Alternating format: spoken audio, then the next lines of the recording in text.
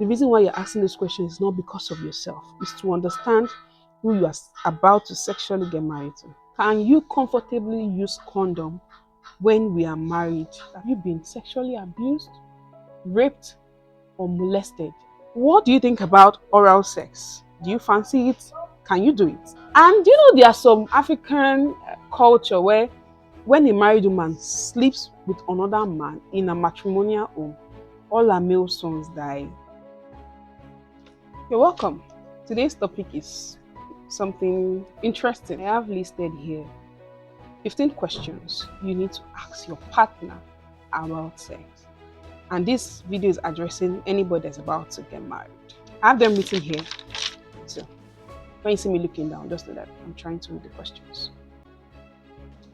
The first question I have here is, what do you know about sex?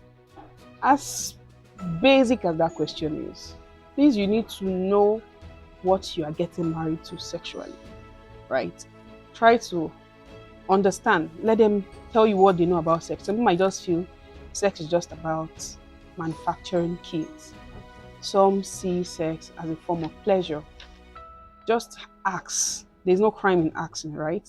Next, I have here is, have you ever been sexually abused in the past or molested?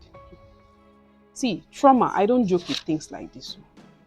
In fact, most likely this should be the first question you should ask. Have you ever been sexually abused or molested? Because there are a lot of people that have been abused when they were children or during their teenage years, right? And this has conditioned their orientation about sex and anything in their life. So when you imagine you getting married to somebody that already have maybe a negative conditioning about sex, what do you expect?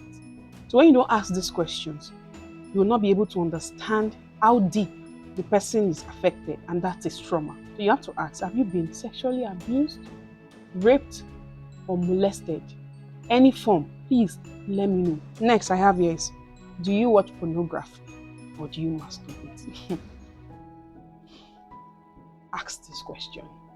Some people watch pornography and they are addicted to pornography. Some people, like, this is not even limited to only male or female. There are some females too that also watch pornography. But you have to ask, do you watch pornography? And you have to know.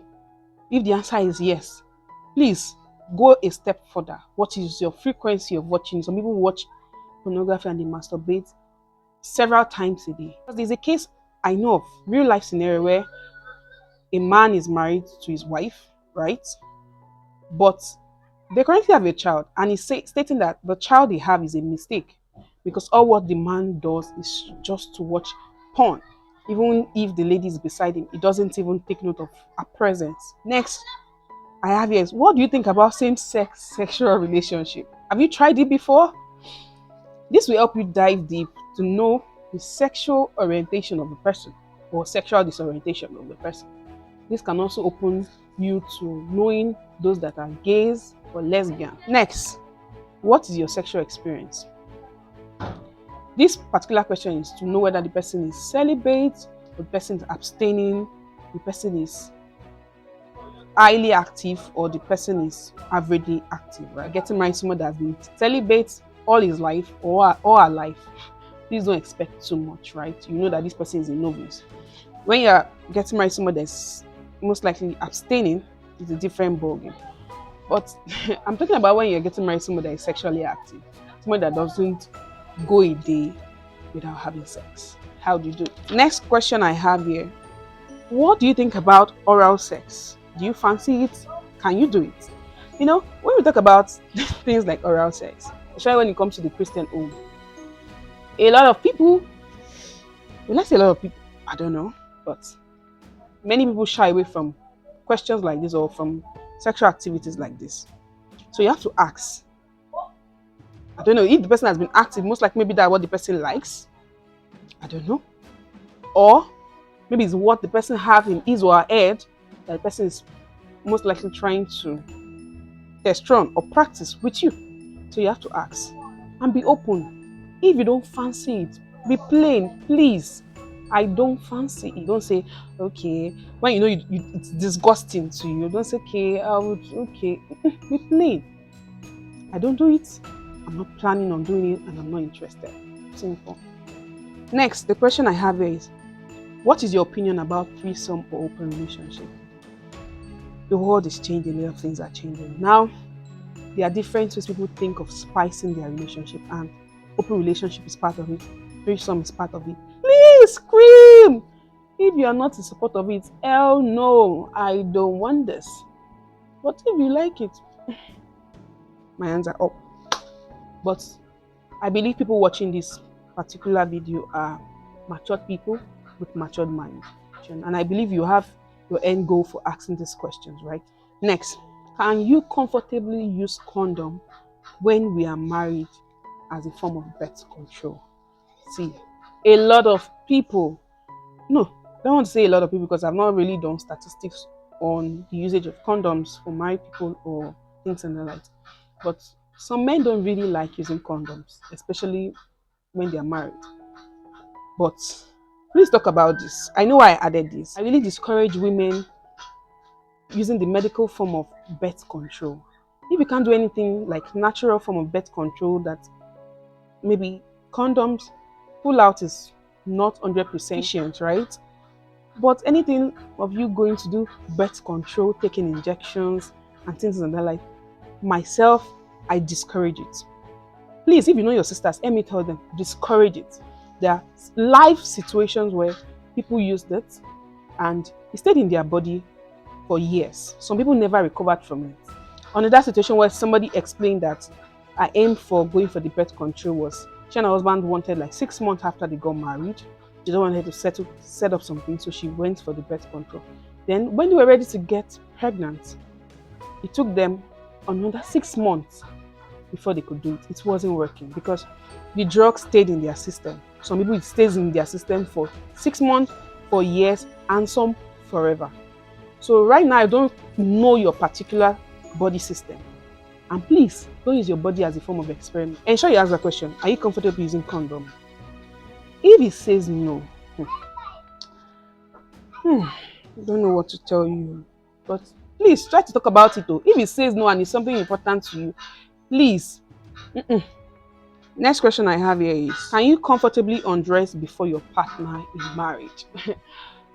This question, you don't know some people's upbringing, you don't know. That's why I started with asking people, have they been raped, or just to know if they have any form of trauma in any way. That can help you understand some reasons to the answers, or that can help you understand some answers they will give. How do I say this? Especially those that most likely they've been celibate, so you just waking up and undressing before somebody, they are not used to it. But I feel this over the time can be worked on, right? But ask the question. Next I have here is, what's your honest opinion about cheating or fidelity? The high rise of cheating is alarming, especially when you're getting married to a man or a woman where she feels, especially men. Oh, please. Oh, this is not going to sound one-sided. Apologies to the men out there, but that's not the aim of this video. There are some people that feel like cheating is not a big deal. As a man, we have the leverage to cheat and go scot-free, right? And there are some families, or there are some African culture where when a married woman sleeps with another man in a matrimonial home, all her male sons die. Some of them run mad. And a lot of situations, I don't know, I think there's a sort of a bias when it comes to cheating in men and women. But ask this question. When his question is, it doesn't mean anything, please run. Please, this is a good reason to end that relationship right there, because don't try to manage any man that cheats or any woman that cheats. Next, this is just a light question. Do you like littered room or a dark space during sex? Some people like it when it's very dark, right? If you like it light, everywhere littered so you can see what you are doing, please ensure you let him know or let her know. Please, I'm not comfortable with the dark. In fact, this also applies to some people that they don't sleep in the dark. Some people can sleep comfortably in the dark, or some people can sleep comfortably in fact, brightly lit room. So you have to ask this question. Next one I have here is, what is your view on sex during menstruation? I think if you ask me this question, 4 years ago, I would say hell no, right? Hell no. During menstruation, having sex is disgusting to you. But now, I'm a bit indifferent about it. Well, I don't know. I still don't. I still have. God, no. So ask. Ask. I don't know what's your partner's opinion about it, but do well to ask. Next, how can we come to a compromise when one person is not in the mood for sex? Some people, when you say this, they say, I'm calling for somebody else to sleep with. Are there other ways or other things you can use? I don't know. Just ask. What do you do? Most likely you are back from work and you're so tired and this person is horny and he wants you. How do you come to a compromise? Because this will absolutely happen where you know that, nah, don't come near me. Nah, don't touch me. This will happen. So how do we manage that situation? Hope it's not going to cause a form of grudges or a form of problem in the family. The next question I have is, what's your ideal sexual frequency in a relationship? Ask this question. For people that are highly sexually active, there are some people that want sex every day. No matter the time you give them sex, they don't mind. And there are some ladies that, even if they don't have sex for months, they are good. Ask.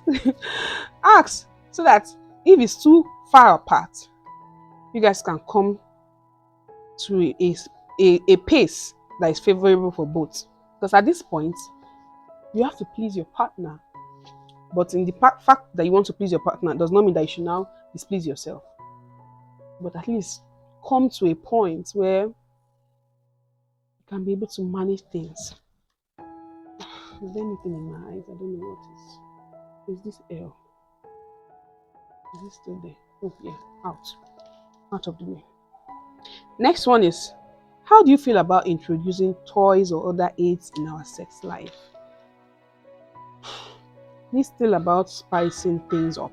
Some people use toys, some people use other things. If your answer is no, please scream it out, hell no. But hear them out. Don't forget, the reason why you're asking this question is not because of yourself. It's to understand who you are about to sexually get married to. How do you define intimacy outside of just sex? Yes. I don't think everything is just all about sex. There are other forms of intimacy, right? Ask the question, how can we get intimate outside of sex? Imagine you're not in the country and you're outside, maybe outside US or outside Canada, you guys are not in the same space. How that question is still going to help. It's going to reflect, because imagine if everything you do is only about sex. Trust me, when people are separated or you are not together, it's going to be a lot of problem.